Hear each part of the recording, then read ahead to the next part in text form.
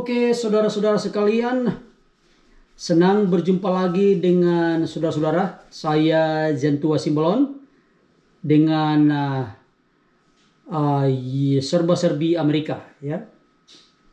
Sebelum kita berbicara tentang kebebasan beragama pada saat ini, saya coba menjawab pertanyaan dari saudara Safrudin. Ya, dia bertanya tentang juri, ya, juri yang saya tampilkan 2 minggu lalu. Pertanyaannya, apakah juri itu menjadi pertimbangan buat hakim? Ya, tentu, ya. Jadi saya mau tegaskan sekali lagi bahwa setiap orang umur 18 tahun ke atas mandatori diwajibkan menjadi juri, ya. Dan nanti di akhir daripada persidangan, ya, tentu juri-juri dipakai untuk kriminal yang berat, ya, yang bisa mengganggu ketertiban umum dan menjadi viral, ya, menjadi suatu isu di masyarakat, ya. Terus pengadilan atau court meminta beberapa juri, ya, untuk menjadi pertimbangan. Tentu nanti pengadilan atau hakim akan meminta pertimbangan dari persidangan itu. Dan biasanya hakim percaya bahwa pemikiran atau pendapat daripada masyarakat umum yang menjadi juri adalah pertimbangan yang patut dipertimbangkan, ya. Demikian Pak. Yang kedua, Pak Roy, ya, minggu lalu bicara tentang gasolin, ya, atau pompa bensin. Dia katakan bahwa mestinya disinggung kalau jadi member, ya, member contohnya Chevron atau Shell ada diskon yang murah, ya, mereka menyiapkan atau memfasilitasi untuk member seperti kartu kredit. Ya, demikian. Jika Anda punya pertanyaan-pertanyaan, saya senang Anda bertanya, berarti ada suatu input yang boleh kita perbincangkan di YouTube ini, ya. Baik. 2 minggu lalu saya berbicara tentang freedom, ya. Pada saat ini saya akan berbicara tentang freedom of religions, ya, atau kebebasan beragama, ya. Amerika adalah bangsa pendatangnya pada abad 16, 17, 18 datang dari Eropa, ya. Ketika Columbus menemukan benua Amerika tahun 1492, dan sejak itulah mereka tahu benua Amerika tersiar di Eropa. Ya, pada saat itu khususnya pada abad 15, 16, 17, 18 itu terjadi persecution, ya, penyiksaan orang-orang yang menganut agama, ya. Jadi pada saat itu abad 16 di Inggris sendiri terjadi pergolakan antara gereja Protestan dan Katolik, ya, dan juga dengan Inggris dengan Scotland, ya. Terus kemudian pada abad 17 juga Prancis dengan Jerman, ya. Itu antara gereja Katolik dan gereja Protestan, ya. Pada waktu muncul yang namanya Puritan. Puritan ini adalah orang-orang Kristen yang ingin memelihara kesucian dari para peribatannya, ya. Ini sebetulnya Puritan ini kata lain adalah radikal, ya, radikalisme, ya. Jadi mereka berimigrasi ke Amerika dengan harapan menemukan dunia atau benua yang bebas, ya, bebas dari segala intrik-intrik agama. Itulah sebabnya yang mendasari bahwa Amerika menganut paham kebebasan beragama, yang artinya bahwa setiap orang boleh beragama dan tidak beragama pun dilindungi oleh undang-undang, ya. Itu berangkat daripada pengalaman daripada para pendahulu imigran-imigran yang dari Eropa. Itu sebabnya tahun 1791 amandemen pertama atau mereka sebutkan Bill Right, ya, yaitu federal government, yaitu pemerintah pusat melarang terlibat. Artinya pemerintah melarang terlibat dengan urusan agama, ya. Ya, ini dasarnya, ya, konstitusinya. Terus kemudian tahun 1883 seluruh state ya, seluruh provinsi, pemerintah memerintahkan atau melarang terlibat agama dengan pemerintah. Artinya terjadi pemisahan antara agama dan pemerintah ya. Tetapi ditambahkan bahwa pemerintah menjamin kebebasan beragama di setiap orang ya. Ada satu presiden Amerika, presiden yang ketiga, namanya Thomas Jefferson, seorang diplomat, lawyer, pengacara, arsitek, filosofer dan pendiri, salah satu pendiri bangsa sangat terkenal ya. Dan dia bersikokoh untuk terus mempertahankan kebebasan beragama.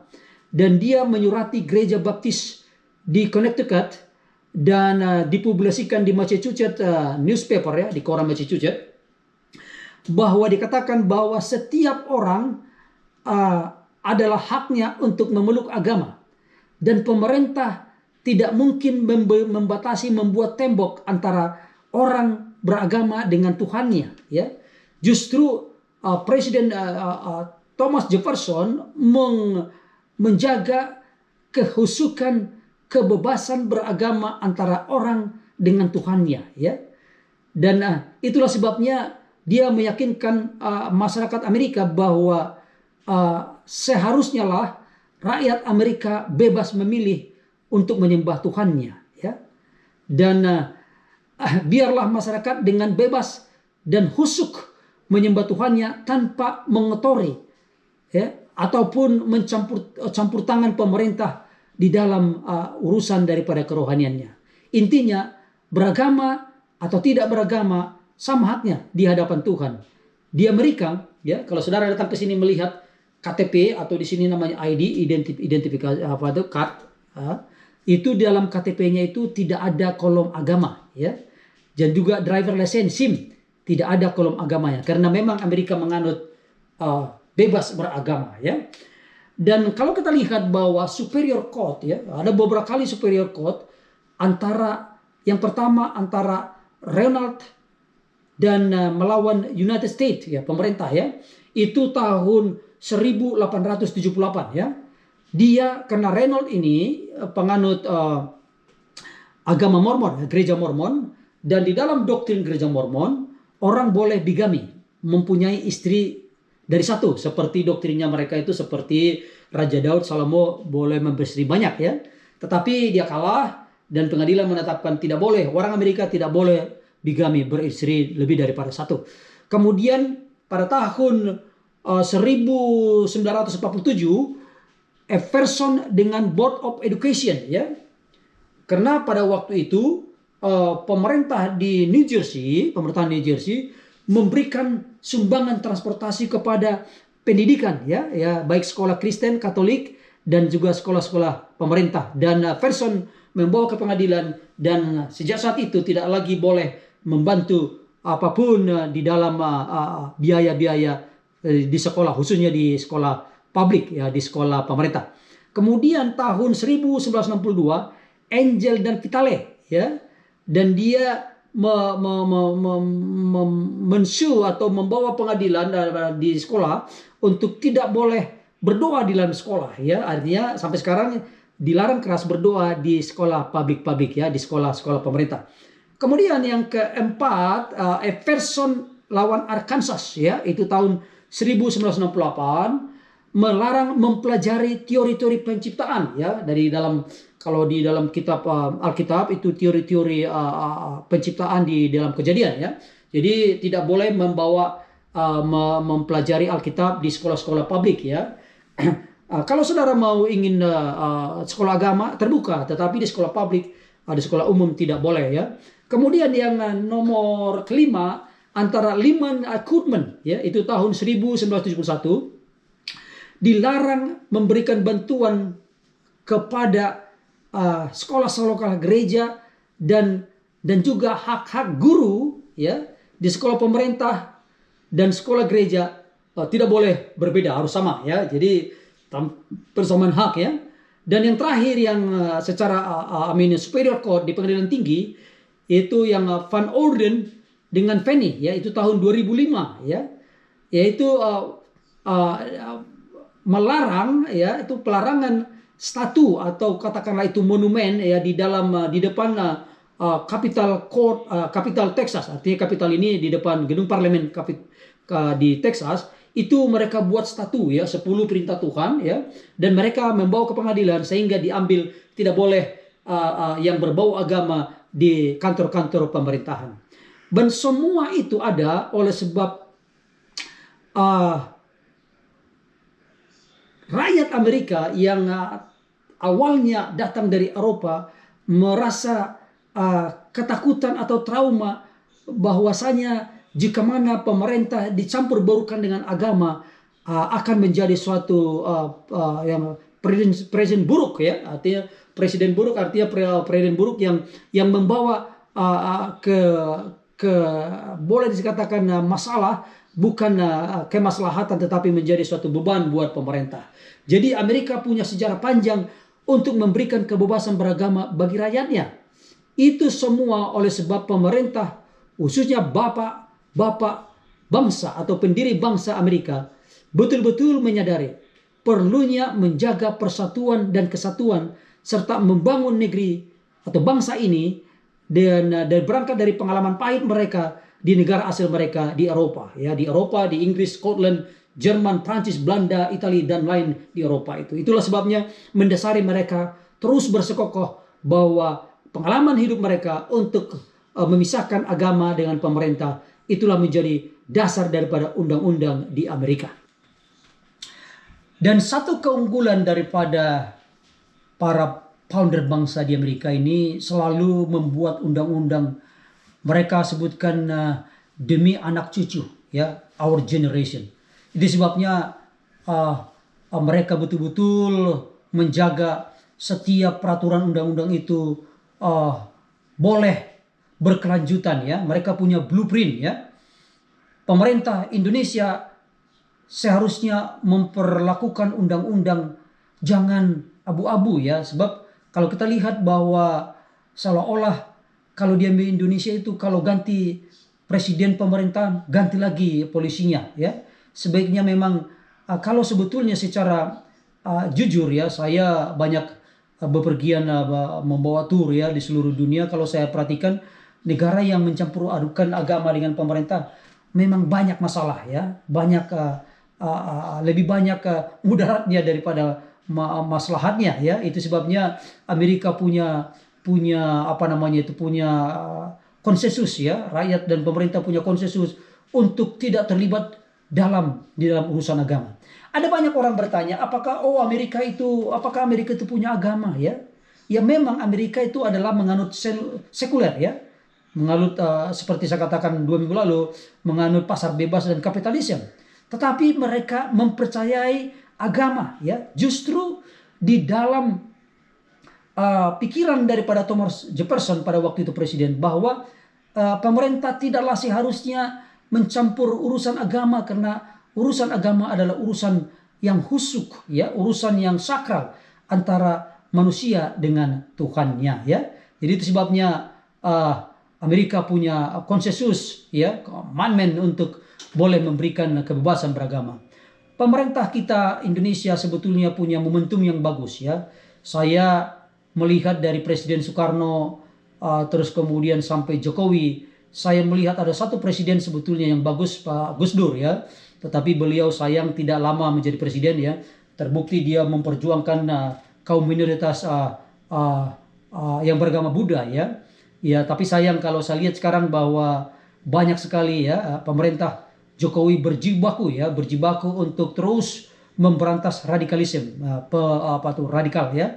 Kalau saya jujur melihat, satu kali saya sewaktu satu hari sebelum Lebaran kurang lebih 15 tahun lalu saya berada di Mesir ya, di Egypt ya. Dan pada malam takbiran saya kok tidak melihat malam takbiran orang ke jalan-jalan pakai mic, kemudian pakai segala macam malam takbiran ya, ribut pergi ke jalan. Tapi di Timur Tengah tidak demikian ya, mereka khusyuk. Kemudian besok paginya sholat Id, saya perhatikan mereka itu datang ke masjid dan pulang, dan mereka bersilaturahmi, bercengkrama, bergembira, merayakan kemenangan di rumah mereka masing-masing ya. Tapi tidak seperti di Indonesia. Kalau di Indonesia saya lihat agama Islamnya sepertinya membawa apa namanya itu ya, mencampur barukan dengan kebiasaan-kebiasaan lokal ya. Itu sebabnya saudaraku ya, pemerintah Indonesia mestinya punya komitmen ya. Kalau pemerintah Indonesia memang apa namanya terlibat dalam urusan agama ya, membangun masjid-masjid, terus kemudian pesantren-pesantren dan segala macam itu, mestinya kita pemerintah Indonesia boleh mengawasi ya. Kalau kita lihat di Mesir dan juga di negara-negara Timur Tengah, termasuk Saudi, mereka punya dewan pengawas ya. Mereka mengawasi isi daripada khotbah-khotbah di masjid ya. Ya, khotbah di masjid jangan sampai menganut paham radikalis ya, paham yang ekstrim ya. Jadi saudara, banyak orang mengira bahwa Islam sama dengan radikalis. Itu suatu pemikiran yang salah ya. Sebetulnya abad 16 17 itu ada kaum Puritan ya. Puritan ini adalah orang-orang Kristen Katolik yang ingin mempraktekkan agamanya secara keras ya, secara disiplin ya, sama seperti orang radikal ya. Tapi juga ada orang Hindu. Orang Hindu juga banyak radikal di India sana. Terus kemudian orang Buddha ya, banyak. Itu sebabnya mestinya pemerintah Indonesia punya badan ya, mengawasi setiap khotbah-khotbah di rumah-rumah ibadat ya. Jadi jangan dibiarkan begitu sehingga terjadi apa namanya, banyak juga para pemimpin agama ya, dan memberikan suatu ceramah yang kurang menyejukkan, yang kadang-kadang menyinggung agama lain yang tidak perlu ya, yang belakangan seperti Pak Paul ya, yang mengatakan dia Nabi ke-26. Buat saya itu tidak bagus ya. Jadi tidak perlu kita saling menjelekkan antara satu dengan yang lain. Tetapi pemerintah mestinya proaktif ya.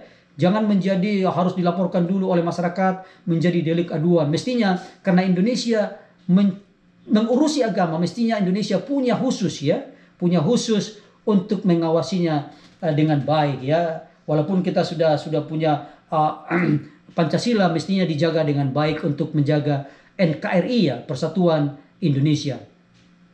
Dan radikalisme memang sudah ada sejak zaman dahulu ya. Kita harus pertahankan itu Pancasila. Kemudian karena Amerika punya pengalaman yang pahit dan itu sudah diundangkan. Jadi di Amerika ini Anda boleh membangun masjid sembarangan ya. Artinya boleh membangun masjid kalau Anda punya uang. Dengan gereja juga ya, tidak ada, pemerintah tidak mencampurin ya, bahkan tidak membantu mengurusi segala rumah-rumah ibadat. Kalau saya melihat dari kejauhan dari Amerika ini ya, banyak sebetulnya bangsa kita ini terlalu banyak buang energi ya. Buang energi, buang pikiran. Ya, setiap presiden ya selalu berjibaku menghadapi radikalisme ya, radikalisme ya. Itu sebabnya kita harus bersatu ya. Bangsa Indonesia harus bersatu, terus memperjuangkan supaya NKRI ya terus menjadi suatu keharusan di dalam praktek kehidupan berbangsa dan bernegara. Memang kalau kita bandingkan Indonesia dengan Amerika memang jauh sekali ya. Tapi saya mau tegaskan sekali lagi bahwa Amerika adalah bangsa yang beragama ya. Jadi memang kadang-kadang saya berpikir Amerika kan orang-orang sekuler ya, orang sekuler. Terus tapi mereka beragama ya, dan pemerintah itu betul-betul menjaga kehusukan beragama. Ya, beda dengan kita yang di Indonesia, kita mengatakan bahwa kita orang negara menganut agama, tetapi sesungguhnya berpikir sekuler ya. Jadi mana yang lebih bagus ya, memang sangat susah karena sudah mengandung daripada ideologi daripada setiap bangsa. Tetapi yang pasti kita memang tidak bisa samakan Indonesia dengan Amerika. Tapi saya dari kejauhan ini, dari daratan Amerika, memohon dengan sangat, inilah saatnya momentum yang baik ya. Presiden, kemudian menteri, para cendekiawan, menteri agama ya. Marilah kita anggota DPR sama-sama memikirkan bagaimana untuk menegaskan terus tonggak daripada bernegara dengan memperlakukan hukum sama tanpa memandang ras, suku, agama, dan ras ya. Dan supaya kita boleh bersatu ya, jangan membiarkan negara kita terombang-ambing oleh karena paham-paham radikalisme yang ada di Indonesia. Bersatulah dan kita akan maju walaupun kita dengan bersusah payah ya, untuk mempertahankan NKRI daripada radikalisme. Oke, coba kita perhatikan ini ya, suatu gumpalan es di lautan ya. Seringkali kita ya melihat, hanya sedikit ya dari kulitnya langsung kita seperti sudah mengetahui seluruh isi daripada lautan ini ya. Demikian juga saya anjurkan kepada para mualaf dan murtadin ya yang baru pindah agama, janganlah so tahu ya. Biarlah lebih banyak belajar, daripada agama yang baru yang kita pahami sehingga kita boleh memberikan, suatu, kesejukan ya, suatu manfaat kepada, bangsa dan rakyat kita ya. Jadi jangan kita langsung mendikte dan merasa tahu ya. Dan, seperti, Mother Teresa bilang ya, kalaupun tidak semua orang membuat yang terbaik, yang besar ya, baiklah kita membuat yang kecil tetapi dengan penuh dengan kasih sayang ya, dengan rasa cinta dengan satu dengan lain. Mudah-mudahan ini menjadi suatu pelajaran buat kita untuk saling mengasihi, saling mencintai satu sama lain menjadi satu bangsa yang bermartabat, yang baik di mata orang atau di luar di pandangan orang luar negeri ya. Dan, demikianlah acara kita YouTube kita pada saat ini. Biarlah disebarkan ya, di-share, di-subscribe menjadi suatu, berkat buat kita dan mudah-mudahan, kita sehat-sehat dan, sampai jumpa di minggu depan dengan acara yang berbeda yang, terus akan memberikan pengetahuan kepada kita. Terima kasih atas perhatiannya.